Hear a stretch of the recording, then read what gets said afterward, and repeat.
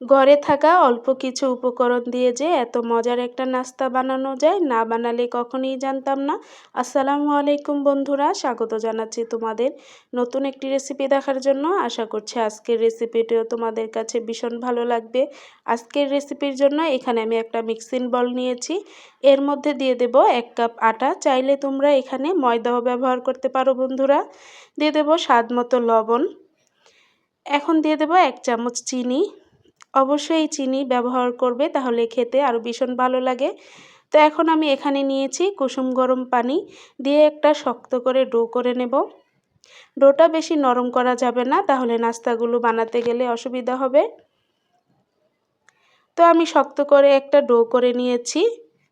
এখন ভালো করে গুল করে ঢাকনা দিয়ে ঢেকে আমি রেখে দেব 10 মিনিটের জন্য। এখন আমি একটা বাটি নিয়েছি, এর মধ্যে দিয়ে দেব একটা ডিম।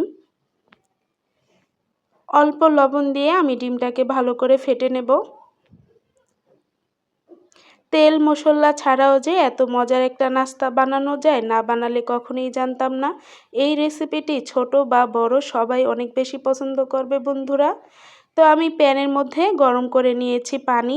এখন গরম পানির মধ্যে ফেটিয়ে রাখা ডিমটা দিয়ে দেব। দেখো বন্ধুরা আমি কিভাবে দিয়ে দিলাম। দিয়ে কিছুক্ষণ আমি বলক তুলে নিয়েছি। বলক চলে আসলে এখন একটা ছাঁকনির সাহায্যে সবগুলো ডিম আমি তুলে নেব। আমি পানি ঝরিয়ে সবগুলো ডিম আমি তুলে নিয়েছি। এখন আমি প্যানে দিয়ে দিব অল্প তেল, 1 চামচের মতো তেল দিয়েছি, আর একটা রসুন কুচি দিয়েছি। দিয়ে দেব একটা বড় সাইজের পেঁয়াজ কুচি। দিয়ে পেঁয়াজটাকে আমি একটু কিছু সময় ভেজে নেব। কিছু সময় ভাজা হয়ে গেলে এখন দিয়ে দেব স্বাদ মতো লবণ।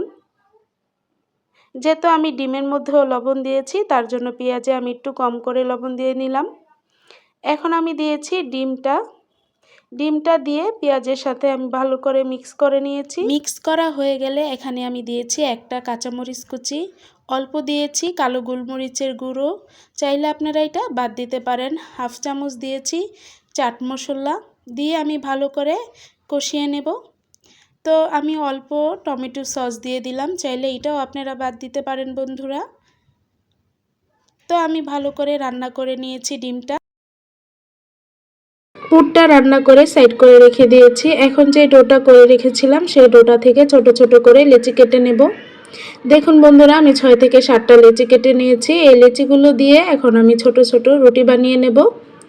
আমি অফ স্ক্রিনে ছোট ছোট করে রুটি বানিয়ে নিয়েছি। আমার সকল বন্ধুদের কাছে আমার একটাই রিকোয়েস্ট, প্লিজ একটি লাইক দিয়ে আমার ভিডিওটি দেখে নেবেন, আমার চ্যানেলটি সাবস্ক্রাইব করে আমার পাশে থেকে যাবেন বন্ধুরা। দেখুন আমি রুটির মধ্যে পছন্দ মতো পুর দিয়ে দিলাম। দিয়ে দুই পাশের রুটিটা এভাবে টেনে এই পাশের রুটিটা এভাবে লাগিয়ে দিয়ে মুড়িয়ে নিলেই সুন্দর একটা নাস্তা তৈরি হয়ে যায়। এই নাস্তাগুলো দেখতে যেমন সুন্দর তেমনি টেস্টি আর হেলদি একটা নাস্তা। দেখুন বন্ধুরা ঝটপট করে বানিয়ে নিলাম। এই নাস্তাটা যে কেউ বানিয়ে নিতে পারে, এত বেশি সহজ। দেখুন বন্ধুরা তেল ঝাল ছাড়া এই নাস্তাগুলো খুবই ভালো লাগে। বাচ্চাদের টিফিন বা বিকেলের চায়ের সাথে এই নাস্তাগুলো দিতে পারেন বন্ধুরা। দেখুন সেমভাবে আমি আরেকটা নাস্তা বানিয়ে নিলাম। এখানে আমি একটু পানি লাগিয়ে দিয়েছি, জানি নাস্তাগুলো ভাজার সময় বা সিদ্ধ করার সময় খুলে না যায়। আমি অফিস কিনে সবগুলো নাস্তা বানিয়ে নিয়েছি। এখন আমি একটা প্যান বসিয়ে এর মধ্যে নাস্তাগুলো দিয়ে দেব। নাস্তাগুলো দেওয়া হয়ে গেলে এখানে আমি দিয়ে দেব পানি। আমি এখানে 2 কাপ পানি দিয়ে নাস্তাগুলো 2 থেকে 3 মিনিট সিদ্ধ করে নেব।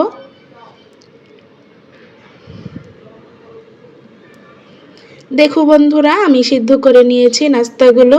এখন সবগুলো নাস্তা আমি তুলে নেব। নাস্তাগুলো আমার পানি ঝরিয়ে তোলা হয়ে গিয়েছে। আমি আবারও চুলায় প্যান বসিয়ে দিলাম। প্যানে দিয়ে দেব অল্প তেল। তেল দিয়ে একটা ব্রাশের সাহায্যে আমি তেলটা পুরো প্যানে লাগিয়ে নেব। তেলটা লাগানো হয়ে গেলে এখন সিদ্ধ করা নাস্তাগুলো দিয়ে দেব। নাস্তাগুলো দিয়ে এপাশ ওপাশ করে ভেজে নিতে হবে। নাস্তাগুলো আমি এপাশ ওপাশ করে পছন্দ মতো কালার আসার আগ পর্যন্ত ভেজে নিয়েছি। এখন সবগুলো নাস্তা আমি তুলে নেব।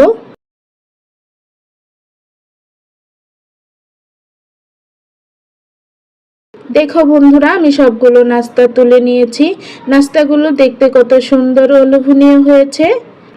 আজকের এই রেসিপিটি তোমাদের কাছে কেমন লাগলো অবশ্যই কমেন্টে জানাবে বন্ধুরা। সবাই ভালো থাকবে, সুস্থ থাকবে। আল্লাহ হাফেজ। আসসালামু আলাইকুম।